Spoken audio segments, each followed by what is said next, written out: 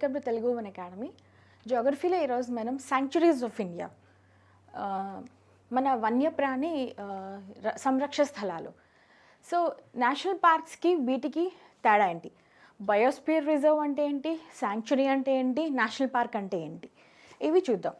దీంట్లో మన sanctuaries all over మన దేశం మొత్తంలో ఎన్ని శాంక్చురీస్ ఉన్నాయి, మన రాష్ట్రాల్లో తెలుగు రాష్ట్రాల్లో ఎన్ని ఉన్నాయి, దీంట్లో లార్జెస్ట్ ఏంటి, స్మాలెస్ట్ ఏంటి, ఎక్కడెక్కడ ఏమున్నాయి, తర్వాత టైగర్ రిజర్వ్స్ ఏంటి. ఇది ఒక లార్జ్ ఏరియా అనుకోండి, ఇది ఒక పెద్ద ఏరియా. దీంట్లో ఇది మన టోటల్ ఎకోసిస్టమ్, ఇది మన బయోస్పియర్ అంటారనమాట. బయోస్పియర్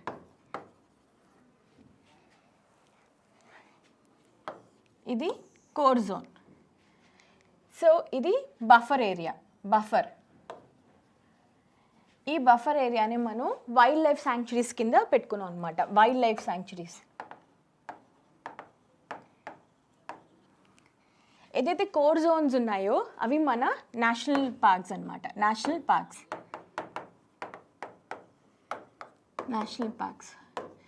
ఇవి నేషనల్ పార్క్స్ అంటే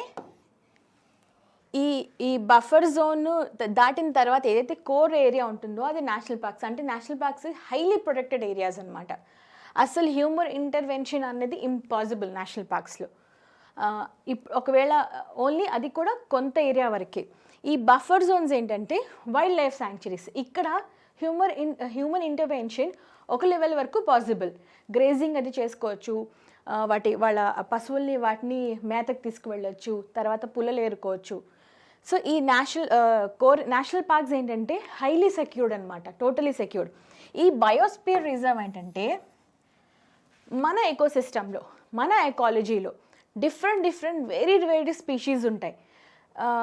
అంటే ఇన్సెక్ట్స్ దగ్గర నుంచి, మైక్రోబయల్ ఆర్గానిజమ్స్ దగ్గర నుంచి, పెద్ద డైనోసార్స్ వరకు ఒకవేళ ఉంటే, లేకపోతే ఎలిఫెంట్స్ వరకు అన్నీ లివింగ్ టుగెదర్. అలాగే different types of vegetations, different type of plant species, ఏంటి living plant species, animal species, human species, ప్రతి ఒక్క ఉన్న స్పీషీస్ని మనం బయోస్పియర్ అంటాం అనమాట. Biosphere is a wider concept. అంటే మొత్తం అంటే ఒక ఏరియాలో ఉండే ఒక టైప్ ఆఫ్ స్పీషీస్, రకరకాల చెట్లు, పుట్టలు, ఆ చెట్లలో కూడా మళ్ళీ వేరే వెరైటీస్ అనమాట. అలాగే మళ్ళీ యానిమల్స్ అయితే యానిమల్స్లో చిన్న చీమ దగ్గర నుంచి, చిన్న గ్రాస్ హూపర్ దగ్గర నుంచి పెద్ద ఎలిఫెంట్ వరకు రకరకాల స్పీషీస్ ఉండే ఒక ఏరియాని బయోస్పియర్ అంటారు. ఇంకా దాంట్లో ఇంకా అంతకన్నా అది చాలా పెద్ద కాన్సెప్ట్, అంటే ఎక్కువ బ్రాడర్ వేలో అనమాట.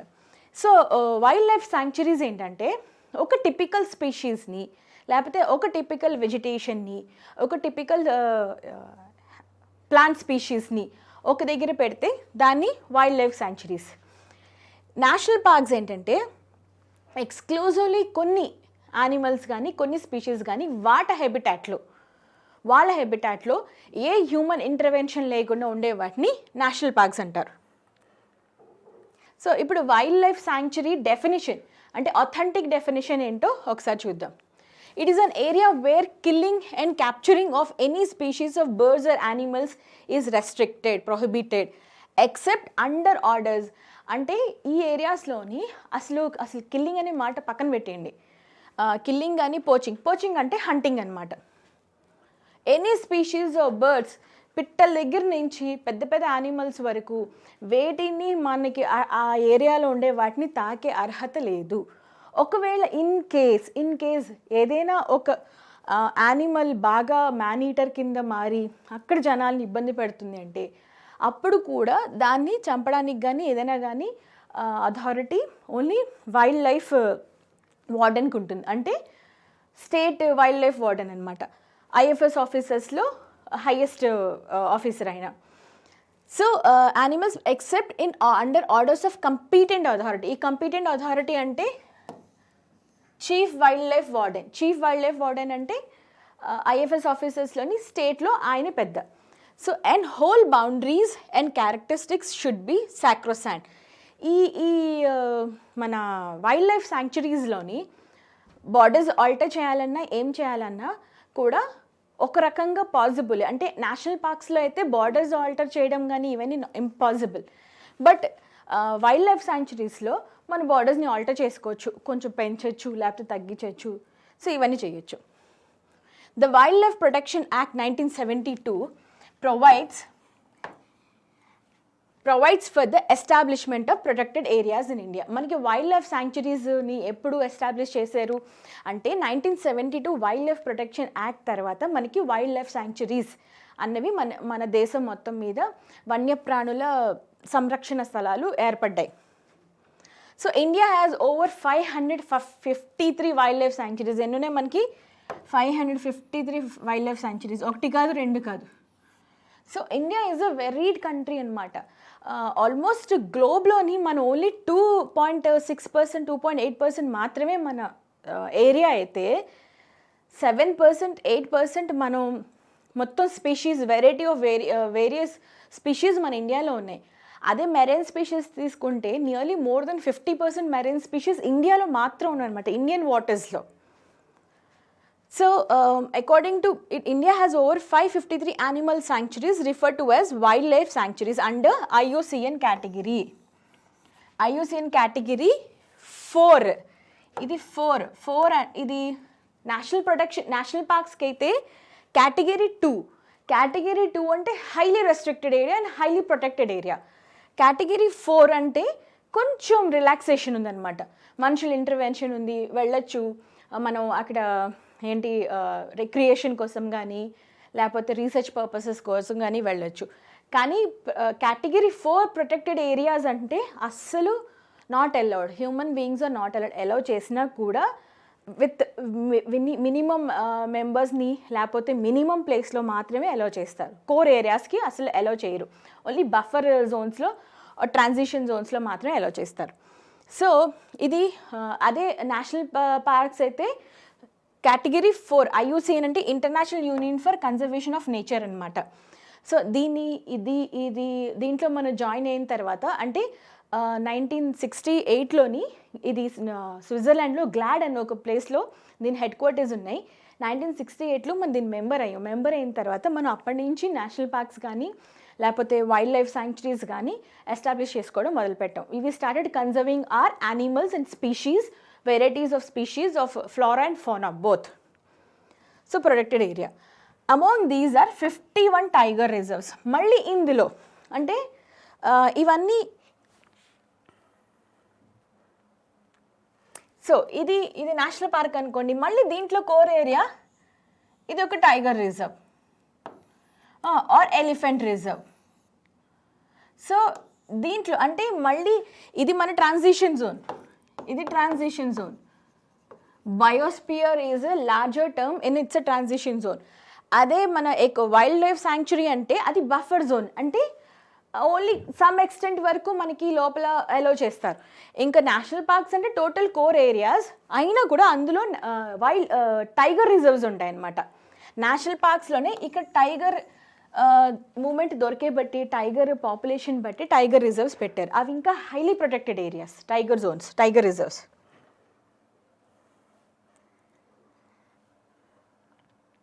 So tiger reserves which are govern by project tiger. Project tiger ఇది మన prestigious project of government of India. దాని గురించి చూద్దాము. Many national parks were initially wild life sanctuaries.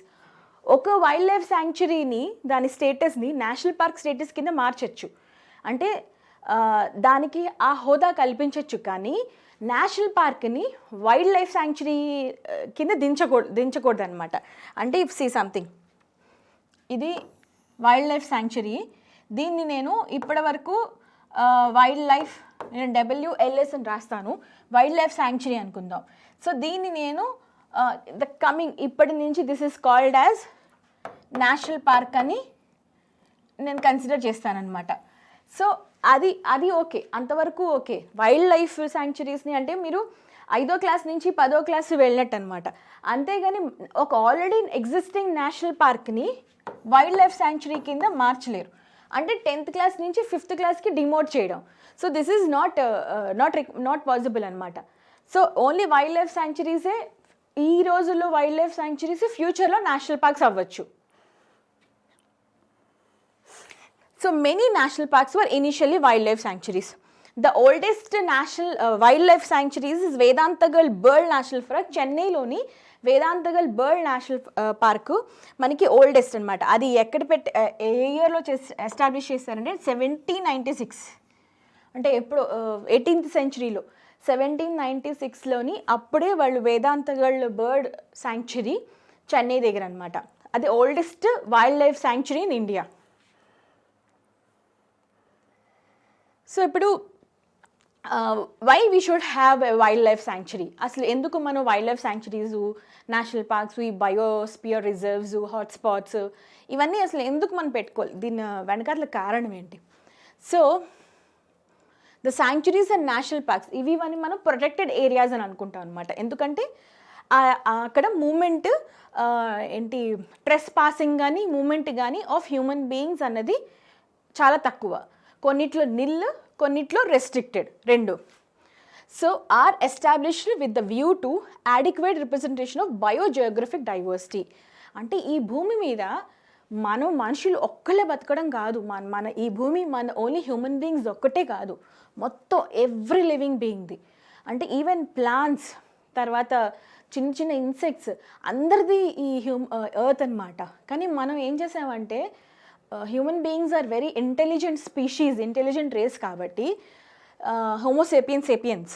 So మిగతా అందరి మీద మనం డామినేట్ చేయడం స్టార్ట్ చేస్తాం. మనం వీలంత వరకు చంపేయడాలు, వాటిని వాడుకోవడాలు, అంతవరకు వాడుకునేంత వరకు బాగానే ఉంది. కానీ చంపేసి అది కూడా ఒక ఎక్స్టెంట్ వరకు ఓకే, మన హంగర్ కోసం చంపడం అంతవరకు ఓకే. కానీ అవసరానికి మించి యానిమల్స్ని, లేకపోతే చెట్లని, ఫారెస్ట్ని అన్నిటినీ మనం నాశనం చేయడం మొదలుపెట్టాం. సో ఇంకా ఇలాగ ఇప్పటికే చాలా ఎక్కువ చేసాం ఈ పని మనం. సో దానివల్ల క్లైమేటిక్ చేంజెస్ ఆ రిపర్కషన్స్ని ఆల్రెడీ ఫేస్ చేస్తుంది, మొత్తం ఎర్త్ అంతా ఫేస్ చేస్తుంది. సో ఇంకా కమింగ్ ఫ్యూచర్ జనరేషన్స్కి ఇదే స్పీడ్లో మనం ఇదే పనులు చేయడం ఆపకుండా చేస్తూ ఉంటే హార్డ్లీ ఒక 50-60 ఇయర్స్లో మొత్తం మీ కాంక్రీట్ జంగల్ అయిపోతుందన్నమాట. హ్యూమన్ బీయింగ్స్ తప్ప ఒక పెట్ ఉండదు, ఒక యానిమల్ ఉండదు, ఒక పులి ఉండదు, ఒక చెట్టు కూడా ఉండదు. సో ఇది దృష్టిలో పెట్టుకుని మన ప్లానర్స్, తర్వాత మన సైంటిస్టులు, తర్వాత రీసెర్చర్స్లు, వైల్డ్ లైఫ్ జియోగ్రఫర్లు వీళ్ళందరూ ఏం చేశారంటే మనకి వైల్డ్ లైఫ్ శాంక్చురీస్ అంటే ఏదైనా ఒక రూల్ పెడితేనే కానీ మనం వినమని చెప్పేసి స్ట్రిక్ట్గా కొన్ని రూల్స్ పెట్టారు. సో ఈ వైల్డ్ లైఫ్ శాంక్చురీస్లో కూడా మనం ఫుడ్ చైన్ తప్పుతుందనమాట. ఇఫ్ ఎగ్జాంపుల్ తీసుకోండి, యానిమల్స్ ఇదంతా ఫుడ్ చైన్. కార్నివోరస్ తింటుంది, ఆ కార్నివోరస్ని హ్యూమన్ బీయింగ్ తింటాడు, అలాగే ఫుడ్ చైన్ సైకిల్ అది. సో ఇది డిస్టర్బ్ అయితే మొత్తం మన ఎకాలజీ డిస్టర్బ్ అవుతుంది. సో అందుకోసం మన wild life sanctuaries, national parks ఇవన్నీ బయోస్పియర్ రిజర్వ్స్ ఎస్టాబ్లిష్ చేసుకోవడానికి కారణం. So adequate representation of biogeographical diversity. Biogeographical diversity అంటే not only living things, even geography, అక్కడ కల్చర్. బయోస్పియర్ రిజర్వ్ అంటే ఇట్ ఇన్క్లూడ్స్ కల్చర్, హెరిటేజ్, అక్కడ topography, type of nature of land, wetlands, తర్వాత deserts, everything it includes అనమాట. It's a big, అంటే it can be a continent or half of the continent or more than a continent type. So next, proper geographic distribution of protected areas across prominent wilderness belts. So మళ్ళీ దీంట్లో కూడా proper distribution అంటే ఒక area కొంతమంది బాగా వాళ్ళ wild లైఫ్ని బాగా కాపాడుకుంటున్నారు, కొన్ని ఏరియాస్ వాళ్ళు అసలు టోటల్ నెగ్లెక్ట్ చేస్తున్నారు. సో కొన్ని రోజుల తర్వాత ఏంటవుతుంది, ఎవరైతే నెగ్లెక్ట్ చేస్తారో ఆ రీజన్స్లో రకరకాల ప్రాబ్లమ్స్ వస్తాయి, రకరకాలు ఏంటంటారు కరువులు వస్తాయి, లేకపోతే అక్కడ క్లైమేట్ చేంజెస్ వస్తాయి, తిండి కరువు వస్తుంది. సో వీళ్ళు మొత్తం వెళ్ళి అటు మీద పడతారు. సో ఈ ఇంబ్యాలెన్స్లెస్ ఉండకూడదు.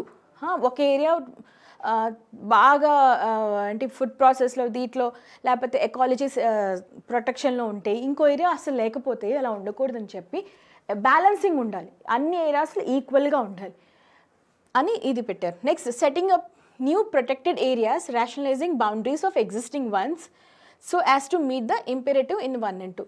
సో ఈ 1 and 2 ఫుల్ఫిల్ చేయాలంటే ఆబ్వియస్గా వాటి బౌండరీస్ని వీటిని మనం డిక్లేర్ చేసుకుంటాం. Next, overcoming management deficiencies in protected areas.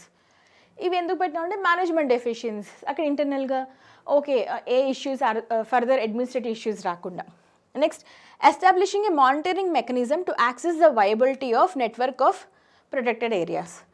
Next, promoting corridor values conducive to movement of major mammals and long-ranging gene travel of all species of flora and fauna through forests and multiple use areas that lie in protected areas in a given year. ఇప్పుడు species ఇప్పుడు ఎవరి species వాళ్ళు protect చేసుకోవాలి. యాక్చువల్గాను మనం కొన్ని hybrids చేస్తాం అనమాట.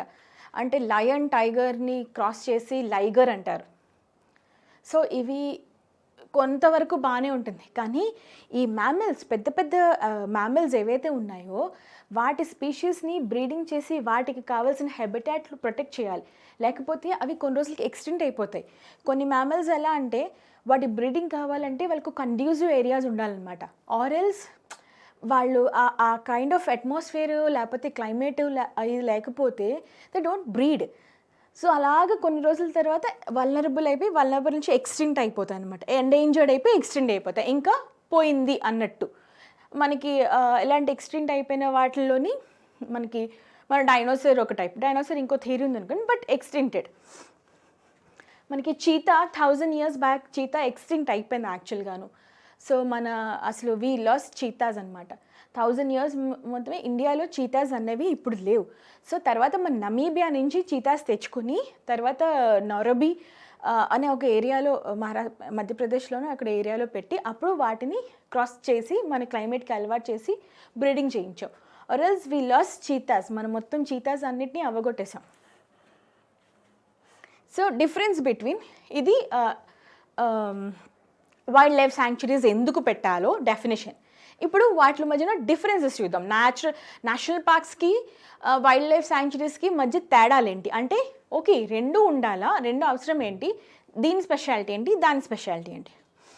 So national park is declared by the state government under section 35(1) act of the wild life protection act 1972. మనం చెప్పుకున్నాం కదా, 1972కి ముందు మనకి నేషనల్ పార్క్స్ ఓన్లీ 5 ఉండాలి. 1972 తర్వాత అప్పటి నుంచి ఇప్పటికి 106 నేషనల్ పార్క్స్ వచ్చాయన్నమాట. ఇంకా ప్రపోజల్ ఉంది, ఇంకా టోటల్ ఇంకా 77 నేషనల్ పార్క్స్ మనకి రావాల్సి ఉంది. సో 1972 ముందు ఓన్లీ మనకి 5 ఉండాలి. సో నేషనల్ పార్క్స్ని ఏ యాక్ట్ ద్వారా చేశారంటే section 35(1) of wild life act 1972. Whereas sanctuary under section 8 of the act, same act. Wild Life Protection Act both comes under Wild Life Protection Act only 1972, but that is under section 35(1). This is section 8 clause 1. So in national park the boundary is well defined and accurate at the time of its declaration. National park establish cheyali annetappudu boundaries clear cut ga demark chestarannamata, assalu teda lekunda. అస్సలు డిమార్కేషన్స్ అంటే కొంచెం ఆ తర్వాత తెలుసుకుందాంలే అన్న type లేదు. Okay ఇక్కడ నుంచి ఇన్ని కిలోమీటర్స్ ఇన్ని ఏకర్స్ సౌత్లో ఎంత, ఈ ఊరి దగ్గర అని క్లియర్ కట్ ఉంటుంది. కానీ whereas when we come to wild life sanctuaries ఆ బౌండరీస్ అంత క్లియర్ కట్గా డిమార్క్ చేయరనమాట. ఏం చేస్తారంటే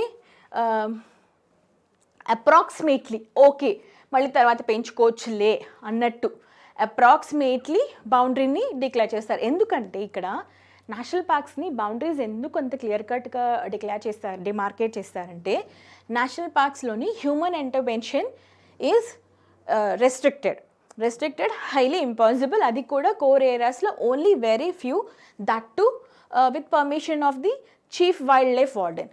కానీ అది core zones, national parks comes under core zones, but whereas wild life sanctuaries come under buffer zones అనమాట. బఫర్ జోన్స్ అంటే humans intervention or trespass of humans is allowed. అంటే గ్రేజింగ్ కోసం కానీ లేకపోతే ఫారెస్ట్ ప్రోడక్ట్స్ తీసుకోవడం కోసం కానీ దేనికైనా హ్యూమన్స్ ఆర్ అలౌడ్. సో అందుకోసం అది అక్కడ నేషనల్ పార్క్లో డిమార్కేషన్ కరెక్ట్గా లేకపోతే హ్యూమన్స్ మాకు క్లియర్గా చెప్పలేదు, రూల్స్లో లేదు, మేము వెళ్ళిపోయామండి అని వెళ్ళిపోతారు. సో ఇలా కాదని చెప్పేసి అక్కడ మాత్రం స్ట్రిక్ట్గా డిమార్కేట్ చేస్తారు. ఇక్కడ మాత్రం అప్రాక్సిమేట్లీ బౌండరీస్ డిసైడ్ చేస్తారు. నెక్స్ట్ ఏంటంటే the claim of right of land of the people is settled before it's declaration in national park. ఒక నేషనల్ పార్క్ ఇక్కడ ఒక ఏరియా ఉంది. ఎగ్జాంపుల్ మన నల్లమల ఫారెస్ట్ తీసుకుందాం. నల్లమల ఫారెస్ట్లోని ఇది నేషనల్ పార్క్ అని ఈ ఏరియాస్ని కొన్ని గ్రామాలని వాళ్ళు డిక్లేర్ చేశారు. డిక్లేర్ చేసినప్పుడు అక్కడ ఆల్రెడీ మనుషులు నివసిస్తూ ఉంటారు కదా, ఎవరో ప్రజలు ఉంటారు, కొన్ని ఊర్లు ఉంటాయి, ట్రైబ్స్ ఉంటారు. సో అలాంటప్పుడు ఏం చేస్తారంటే నేషనల్ పార్క్ విషయంకి వచ్చినప్పుడు మాత్రం వాళ్ళకి ఇంకొక చోట వేరే ఆధారం చూపించాలి కదా, వేరే ప్లేస్లో వాళ్ళకి ఆధారం చూపించాలి. అందుకోసం ఏం చేస్తారంటే ఖచ్చితంగా ఫస్ట్ సెటిల్మెంట్ చేస్తారు. మీకు ఇక్కడ ఇల్లు ఇస్తాం, లేకపోతే ఇక్కడ పొలాలు ఇస్తాం, మీకు ఇక్కడ ఉద్యోగాలు ఇస్తాం, ఏదో ఒకటి మీరు ఇక్కడ నుంచి కదిలినందుకు so will take care of you అని ఫస్టే సెటిల్ చేస్తారు. కానీ when comes to wild life sanctuary పెట్టాక అది అన్నీ పూర్తయ్యి అన్ని పనులు అయ్యాక అప్పుడు వాళ్ళ సెటిల్మెంట్ ఉంటుంది. నేషనల్ పార్క్లో ఏంటంటే ముందు నేషనల్ పార్క్ మేము ఇక్కడ కడతాము, మీరు ముందే వెళ్ళిపోండి అని ముందు చెప్తారు. వైల్డ్ లైఫ్ శాంక్చురీస్లో మాత్రం అలా కాదనమాట. Settlement for the people after the establishment of national parks. ఇది కొంచెం పెద్ద తేడా. So no alteration of the boundaries of the national park shall be made except on a resolution passed by legislative assembly. ఈ national park అయినాను wild life sanctuaries అయినా ఎవరు notify చేస్తారు? State government notify చేసింది. స్టేట్ గవర్నమెంట్ నోటిఫై చేసి సెంటర్కి notification అది notify పంపిస్తే అప్పుడు ministry of forest and environmental change వాళ్ళు నేషనల్ పార్క్ అని లేకపోతే వైల్డ్ లైఫ్ శాంక్చురీస్ కానీ తీసుకుంటారు. అంటే స్టేట్ డిక్లేర్ చేస్తేనే అనమాట. ఇదంతా స్టేట్ అది ఫీల్ అవ్వాలి. ఓకే మన నేషనల్ పార్క్ పెడదాము దీన్ని, లేకపోతే వైల్డ్ లైఫ్ శాంక్చురీస్ అని. సో నేషనల్ పార్క్ బౌండరీస్ అంటే అస్సలు ఒకసారి డిమార్కేట్ చేసిన తర్వాత పెంచడం కానీ తగ్గించడం కానీ ఇంపాసిబుల్. అది చెయ్యాలి అంటే మళ్ళీ స్టేట్ అసెంబ్లీలో మళ్ళీ లెజిస్లేటివ్ అసెంబ్లీలో ఒక రెజల్యూషన్ పాస్ అవ్వాలన్నమాట. అంటే ఈ నేషనల్ పార్క్ బౌండరీ పెంచుతాం లేకపోతే తగ్గిస్తాం అంటే మళ్ళీ ఎమ్మెల్యేలు అందరూ ఆమోదం ఉండి ఆ రెజల్యూషన్ పాస్ అయ్యి అది ఓకే అయితే అప్పుడు ఆ నేషనల్ పార్క్ బౌండరీని పెంచడం అదే కదపడం జరుగుతుంది. కానీ అదే అంటే నేషనల్ పార్క్స్ అని టచ్ చేయడం అనేది చాలా కష్టం అనమాట. అంటే highly protected and highly secured areas అవి. దాని నేషనల్ పార్క్ గురించి ఏది వచ్చినా సరే అది ఒక మనిషి కానీ ఒక వైల్డ్ లైఫ్ కన్జర్వేటరీ కానీ డిసైడ్ చేయలేరు. అంటే మొత్తం మన అంటే మన ఎమ్మెల్యేస్ అంటే ఏంటి, ఎవరు representative of that state, representatives of the people. So ఈ మనుషులందరూ ఆమోదం ఉంటేనే కానీ నేషనల్ పార్క్ని మనం బౌండరీస్ కానీ దాన్ని ఇది కానీ మార్చలేం. సో అదే వైల్డ్ లైఫ్ శాంక్చురీస్కి వచ్చేసరికల్లా ఒక ఆర్డర్, ఒక government order, state government order సరిపోతుంది. ఒక జియోతోని వైల్డ్ లైఫ్ శాంక్చురీస్ బౌండరీస్ పెంచాలన్నా తగ్గించాలన్నా ఒక జియో సరిపోతుంది అనమాట, ఎవరిది, స్టేట్ గవర్నమెంట్ది. సో అంత రెస్ట్రిక్షన్ లేదు when it come to wild life sanctuaries. ఇది main differences between national parks and wild life sanctuaries. So next national పార్క్స్లోని grazing is not allowed at all. Grazing అంటే మేత, మీ పశువుల్ని, ఆవుల్ని, మేకల్ని, గొర్రెల్ని తీసుకువెళ్తూ ఉంటారు అడవిల్లోకి మేత. ఒకవేళ అది నేషనల్ పార్క్ అని డిసైడ్ చేస్తే మాత్రం ఆ అడవిలోకి అసలు వాళ్ళు పొరపాటున వెళ్ళినా కూడా ఇట్ ఈస్ పనిషబుల్ అఫెన్స్. వాళ్ళకి చట్టరీత్యా ఏదో ఒక పనిష్మెంట్ దొరుకుతుంది. So permissible with only sanctuary grazing and movement of the cattle may be permitted for the benefit of the wild animals. In case ఒకవేళ లేదు వైల్డ్ యానిమల్స్కి ఈ గ్రేజింగ్ అక్కడ ఉండే యానిమల్స్కి ఇది ఏదైనా బెనిఫిట్ అవుతుంది అంటేనే యానిమల్ గ్రేజింగ్ని అలౌ చేస్తారు, లేకపోతే అస్సలు అలౌ చేయరు. అంటే లేదు మేము వెళ్తాం అక్కడ బోల్డ్ గెడ్డు ఉంది కదా, ఆకులు అలములు దొరుకుతాయి కదా అంటే కాదు. ఓన్లీ అక్కడ ఉండి నివసించే వైల్డ్ యానిమల్స్కి ఈ క్యాటిల్స్ వల్ల ఈ వీళ్ళు వచ్చి మేత తింటే ఏవైనా లాభం జరుగుతుంది అంటే మాత్రమే పంపిస్తారు. In sanctuary, chief wildlife warden may pass his or her order after getting concurrence of the state government to kill or catch the certain wild animal for the welfare of wild community, and he or she is empowered to dismiss the order. But in case of national park, such order is governed by the state government itself, and then the chief wild warden issues the concerned order which government. Okay. So, ఈ national పార్క్స్లో కానీ wild life శాంక్చురీస్లో కానీ ఏదైనా ఒక animal కొంచెం బాగా జనాలు అంటే అక్కడున్న యానిమల్స్ని కానీ లేకపోతే జనాలు కానీ తెగ చంపేస్తుంది అనుకోండి. సో అది ఊర్ల మీద పడి వేటాడిస్తుంటే, సో అదే శాంక్చురీస్లో అయితే స్టేట్ గవర్నమెంట్ ఒక కంకరెన్స్తో ఈ వైల్డ్ లైఫ్ వార్డెన్ ఆ యానిమల్ పట్టుకుని చంపడానికి చంపచ్చు అనమాట. కానీ ఇదే యానిమల్ నేషనల్ పార్క్ ప్రెమిసెస్లో ఉంది, అక్కడున్న యానిమల్స్ అంటే మరి అనుకున్న దానికంటే ఎక్కువ. ఇప్పుడు అనుకోండి, సపోజ్ ఒక టైగర్ ఉంది, అది చాలా ఎక్కువ డీర్స్ని చంపేస్తుంది, అంటే ఉన్న పేస్ కంటే ఎక్కువలో, దానికి కావాల్సిన దానికంటే ఎక్కువలో చంపేస్తుంటే సో డీర్ స్పీషీస్ తగ్గిపోతుంది కదా, ఇంకా అలాగే ఎక్స్టెండ్ అయిపోతుంది. సో అలాంటప్పుడు ఏం చేస్తారంటే నేషనల్ పార్క్స్లో స్టేట్ గవర్నమెంట్ ఇట్సెల్ఫ్ ఒక ఆర్డర్ తీసుకుంటుంది. ఈ order chief wild life warden అదికి ఇష్యూ చేస్తారు. ఇంకా ఇది చెయ్యాలి చేయకూడదు అని ఒక ప్రెరోగేటివ్ చీఫ్ వైల్డ్ లైఫ్ వార్డెన్కి ఉండదన్నమాట.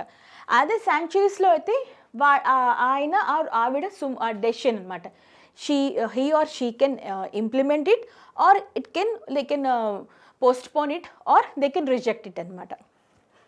So the status and degree of permanency and protection is therefore much high in national park as in sanctuary. మనం ఇందాకలు అనుకున్నట్టు నేషనల్ పార్క్లో శాంక్చురీస్ కంటే national parks are very much protected. They are highly protected areas అనమాట. Degree of protection చాలా ఎక్కువ. So ఇది మన main differences between definition and differences between national park and wild life sanctuaries. So ఇండియాలో ఇప్పుడు మనకి ఎన్ని వైల్డ్ లైఫ్ శాంక్చురీస్ ఉన్నాయి? 556 వైల్డ్ లైఫ్ శాంక్చురీస్ ఉన్నాయి. కానీ ఇన్ని పేర్లు గుర్తుపెట్టుకోవడం మనకి ఇంపాసిబుల్ కాబట్టి మన ఎగ్జామ్ పాయింట్ ఆఫ్ వ్యూలో కూడా ఇంత అవసరం లేదు. సో మనం ప్రతి స్టేట్లో ఇంపార్టెంట్ వైల్డ్ లైఫ్ శాంక్చురీస్ చూద్దాం. వాటిలో ఉన్న స్పీషీస్ ఏంటి అంటే ఇంపార్టెంట్ స్పీషీస్ మన ఎగ్జామ్ పాయింట్ ఆఫ్ వ్యూలో అది ఇంపార్టెంట్ స్పీషీస్ ఏంటి, తర్వాత అక్కడ ఇంకా ఏమైనా స్పీషీసే కాకుండా వెజిటేషన్ స్పీషీసా, ఫ్లోరా, ఫోనావా, ఇవి స్టేట్ వైజ్ చూద్దాం అనమాట. ఫస్ట్ చూస్తే మనకి లార్జెస్ట్ వైల్డ్ లైఫ్ శాంక్చురీ ఎక్కడుందంటే కచ్ డెజర్ట్ శాంక్చురీ. ఇది ఏరియా వైజ్ అనమాట. ఏరియా వైజ్ అంటే విస్తారణలో దాని జాగాలో ఎక్కడుందంటే కచ్ ఎక్కడుంది? మళ్ళీ గుజరాత్ అనమాట. గుజరాత్లో కచ్ శాంక్చురీ, డెజర్ట్ శాంక్చురీ. ఇక్కడ ఇంకొకటి ఉంటుంది, మళ్ళీ ఆ కన్ఫ్యూజన్ కూడా ఉంది. బట్ లార్జెస్ట్ అంటే ఇండియా మొత్తం మీద area wise Kutch desert sanctuary. Smallest ఇది నియర్లీ 2200 ఆర్డ్ స్క్వేర్ కిలోమీటర్స్లో ఉంది దాని ఏరియా. స్మాలెస్ట్. ఇప్పుడు దాని నెక్స్ట్ మొత్తం ఉన్న శాంక్చురీస్ అన్నిట్లో ఈ 56 శాంక్చురీస్లో అతి చిన్నదైన శాంక్చురీస్ అంటే 2 ఉన్నాయన్నమాట మనకి. రోవ్ ఐలాండ్ శాంక్చురీస్ అండమాన్ అండ్ నికోబార్లో.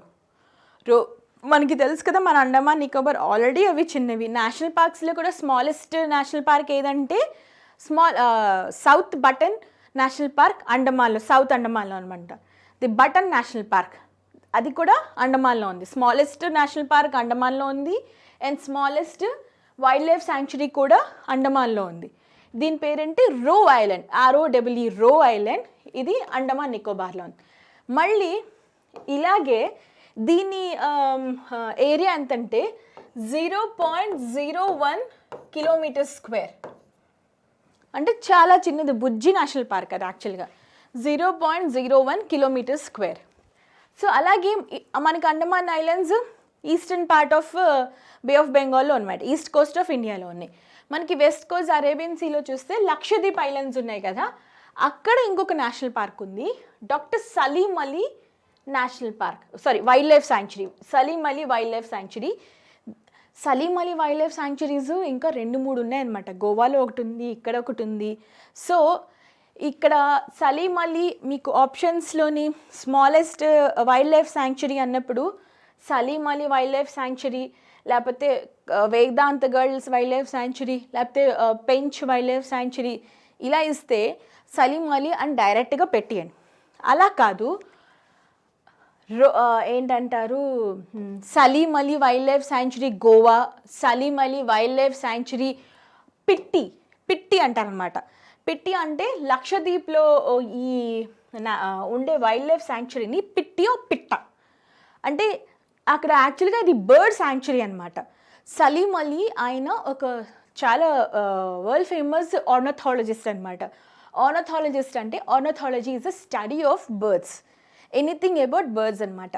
ఈ డాక్టర్ సలీం అలీ బర్డ్స్ మీద ఆయన స్టడీస్ చేసి ఆయన చాలా ఫేమస్ ఆర్నథాలజిస్ట్, మన ఇండియా నుంచి ఫేమస్ ఆర్నథాలజిస్ట్. సో ఆయన పేరు మీదుగా Salim Ali national wild life sanctuary. దీన్ని పిట్టి ఆర్ పిట్ట కూడా అంటారు. మనం పిట్ట అంటాం కదా, పిట్ట అంటే పక్షి అని కదా అర్థం.